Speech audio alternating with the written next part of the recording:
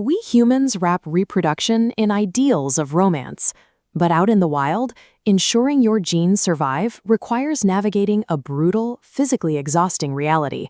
You have to compete, and the competitors fall into some distinct, highly specialized factions. We're looking at alien-like gladiators, corrupt ape politicians, avian real estate tycoons, and starving martyrfish. Getting your DNA across the finish line requires extreme and highly Machiavellian tactics. Leaving it to luck guarantees failure. You have to play the game. We start on the isolated island of Madagascar, home to a highly specific faction of beetles. They are weevils, a family of insects that includes ladybugs and fireflies. These particular weevils live strictly on a single plant, the aptly named giraffe beetle tree. Discovered in 2008, the giraffe-necked weevil looks like a discarded biological experiment. They sport bright red wing cases attached to an intensely long black neck. That neck is their weapon. When mating season begins, interested males and one female gather high up on a leaf. The female sits completely motionless, acting as a referee, while the males use those extended necks to violently strike and wrestle each other. The goal is physical removal. The loser is pushed cleanly off the leaf. The winner quickly transfers his sperm and then shifts entirely to defense, physically kicking away any rival who tries to get close. While he stands guard, the female gets to work.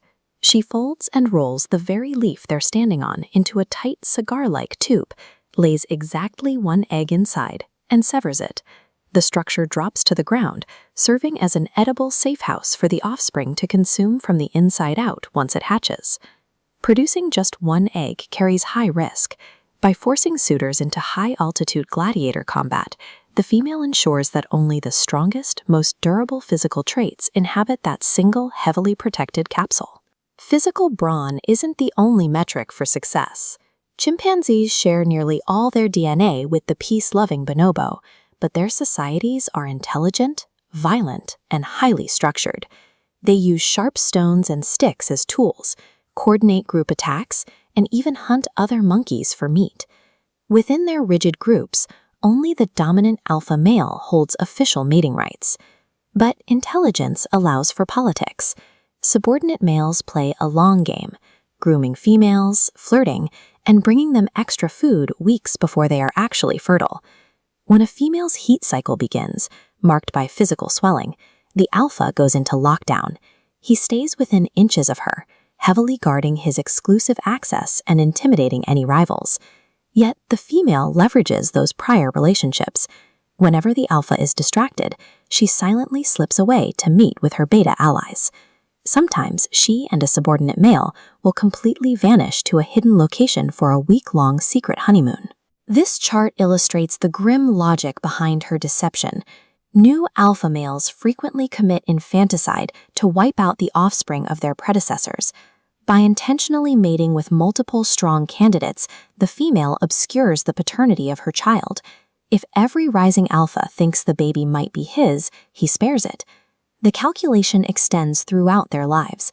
They mate recreationally, use tools for self-pleasure, and mothers keep their young close for a full 8 years before the daughters migrate to completely new colonies to avoid inbreeding.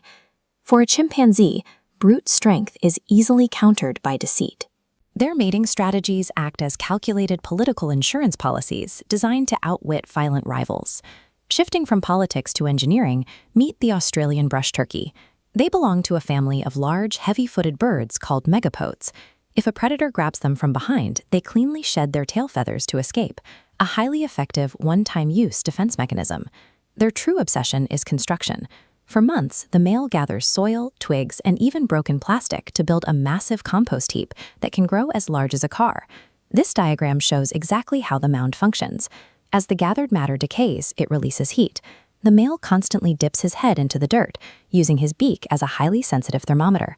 He must add or remove material to maintain an internal temperature precisely between 33 and 35 degrees Celsius. If he misses that exact window, his work is rejected. Females arrive strictly to inspect the real estate. If the temperature is perfect, she accepts the builder for a brief cloacal kiss.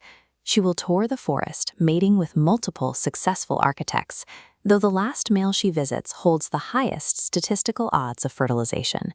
She deposits a single egg in her preferred mound and leaves forever, The male is left behind to incubate up to 20 separate eggs from various females for 50 exhausting days.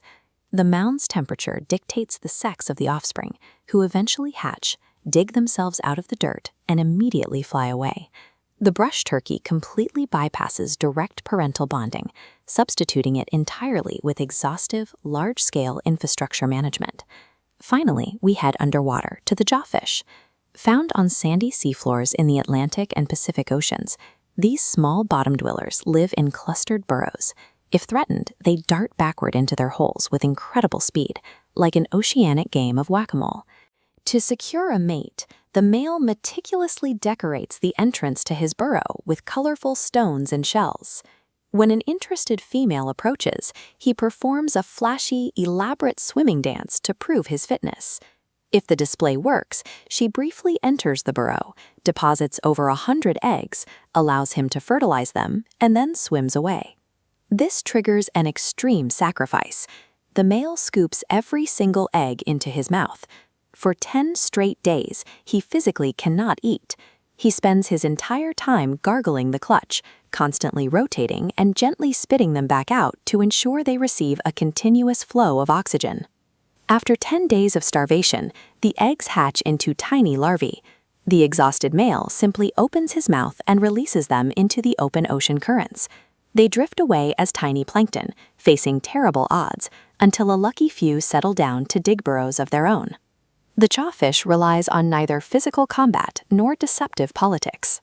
It guarantees the survival of its genetic line through self-starving paternal martyrdom. When we strip away our human definitions of courtship, we see the raw mechanics of survival. Species endure by brawling on leaves, plotting violent political coups, maintaining rotting garbage heaps, and starving with mouthfuls of babies. Mother Nature places zero value on dignity, comfort, or romance. The only metric she respects is results. So while a single newly hatched jawfish drifting into the abyss knows absolutely nothing about a mother's love, but as always, I love you guys.